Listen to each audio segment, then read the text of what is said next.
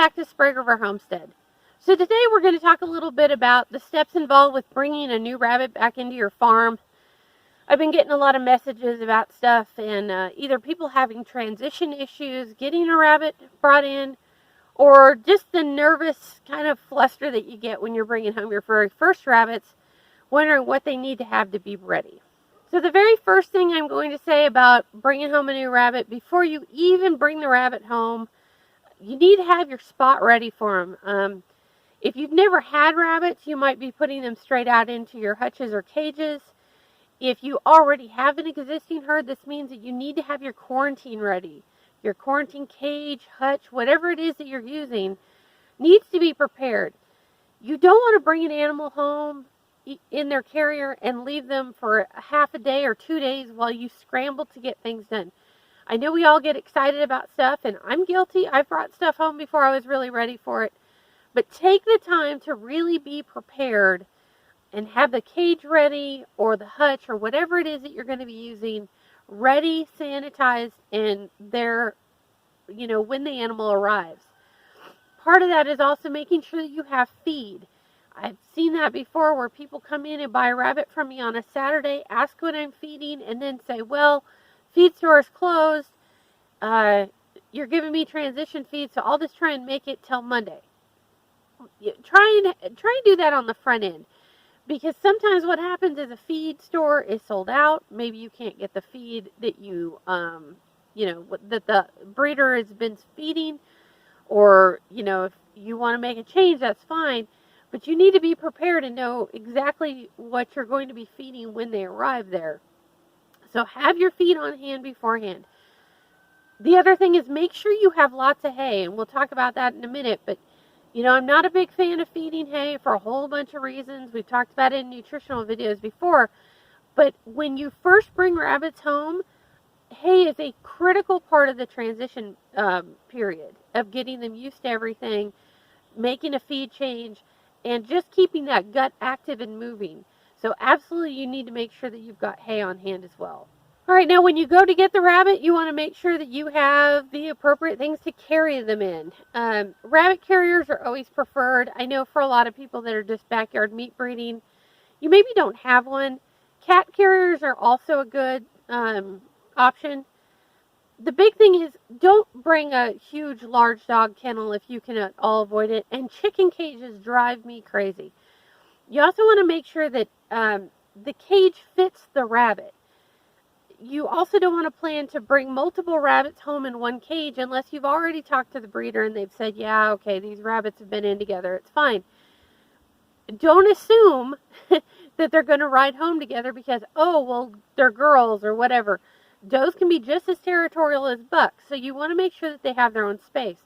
The reason why we tell you do not use a big carrier for one little rabbit, rabbits will spook. They are a prey animal. So by keeping them in a smaller, more isolated spot when they're transporting, instead of freaking out and running around and potentially breaking a neck or tooth or a leg or whatever, they tend to kind of like squeeze down into a ball, back up, and kind of hide.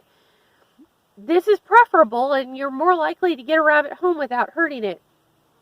The other thing is, please plan on putting them in the car with you somewhere. It never fails that somebody will show up with a chicken cage in a pickup truck and want me to put rabbits in the back in a 90-degree day. It's not really a good idea. Rabbits heat stroke, like I said, they can hurt themselves. You really want to put them inside in something climate controlled where they're outside of the sun. And this is another reason why cat carriers or rabbit carriers are really good for that is, they're not going to make a mess in your car. And please don't ever show up somewhere and think, well, we live just a couple miles down the road and we'll hold them. This isn't a really good idea for you or the rabbit. Give them their own space, even if it's just a cardboard box. And I'm not a big fan of the cardboard box, but it will do in a pinch if you're only going a few miles. Or even like a carry tote with a wire top. I've seen people use those. Those are fine. But make sure that you have that planned before you go to get your rabbit, is that you've got something that will keep them from injuring themselves and just give them a nice quiet spot on the way home. When you're getting ready to bring those rabbits home from your breeder, also make sure that you're asking for a transition feed. Some breeders do this, some breeders don't.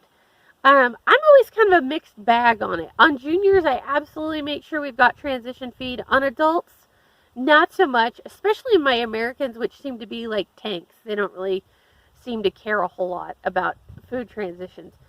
But it's always good practice to ask for it. It'll make moving rabbits over to a new feed a whole lot easier. Okay, so now that you've gotten your rabbit home, you've got them in your quarantine area. Remember, you're going to take care of those animals last every day. You do want to check on them multiple times a day. Make sure that they're doing okay. They're not stressing. Watch new rabbits for diarrhea like a hawk. One of the biggest things you're going to see when you move new rabbits into a new home is just general stress. Will give them some bowel issues, and while you're transitioning them over to your feed, you'll get a lot of that. Some of that can be kind of alleviated by feeding a lot of hay. Remember, I mentioned that before. For the first 2 weeks, I do unlimited amounts of hay. What you'll find a lot of times in adult bucks is that they really won't eat it, but I make it available anyway. Rabbits are pretty smart in that if they know things aren't really going well, they'll up their fiber on their own accord. So make sure it's there and available, even if they're not really eating it.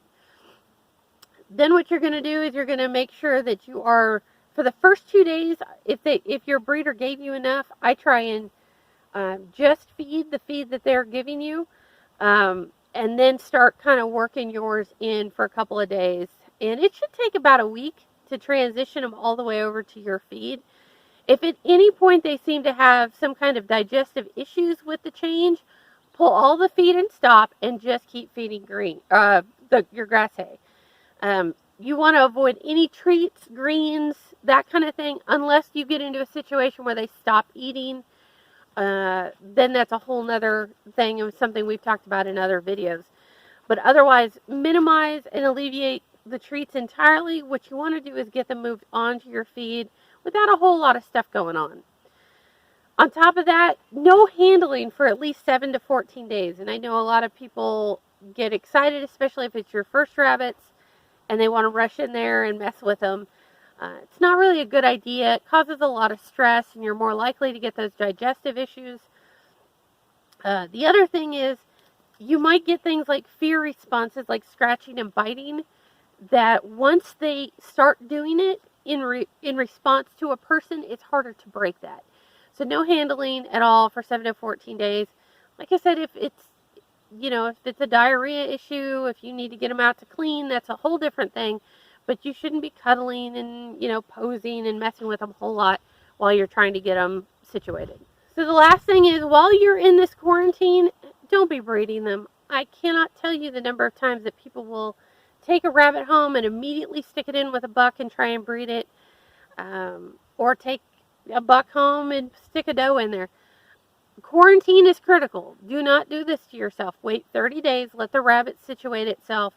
What a lot of times will happen, maybe you don't pick up any illnesses, but when you bring a doe home and immediately breed her, she is more likely, and I wish I could remember the number because I read it in a study a few years ago, she's more likely to miscarry. And every time we have a rabbit miscarry, we're more likely to get infections or cause uterine scarring to the point that we're going to have conception issues later on. So it's not a good idea. Give them a little time. A month is not going to hurt anything. But I get this a lot where people will send me messages and say, well, I just bought this doe a month ago and, I bred her and she didn't have her litter. What's going on? Well, you rushed her as part of it. I mean, even if she lifted, probably chances are stress will cause her to not conceive. So just save yourself the effort. Wait 30 days. Let the rabbit get acclimated. Get them moved into their permanent home with the herd, and then go ahead and breed them, and you're far more likely to have success. Okay, so those are the big things about having bringing new rabbits into the farm, into the herd. I will say on top of this, it is very beneficial if you can get a packet of critical care, which we've mentioned in other videos, to have on hand in case you get into a no eating or diarrhea type situation. It'll get them going again. So critical care, I would definitely recommend that you have. Otherwise, just try and keep them quiet, let them get situated, and let yourself get used to having the new rabbit. I know it's really exciting sometimes, and you want to go in and mess with them. But it's not always the best for the animals. So hands off, give them some space, and be prepared before you bring the rabbits home. That's kind of the biggest thing. I get sad when I send rabbits off and somebody says to me, well, we haven't finished building our hutches yet. Don't do that unless you've got a really good quarantine area already established. So that is it for today from Springer Homestead. If you have questions, comments, maybe I missed something, maybe you want to tell me I'm crazy for some of it, go ahead and leave it down in the comments, and I will do my best to get back to you. I am being a little slow at responses right now. Just a lot of stuff going on here in the fall. We are getting ready to do our rabbit class. Hopefully weather and everything will cooperate this time. That's going to be October 10th and 11th. I still have space. I know it's getting a little cool, but we have some camping spots too. So if you want to come, make sure that you let me know so I can get you on the list.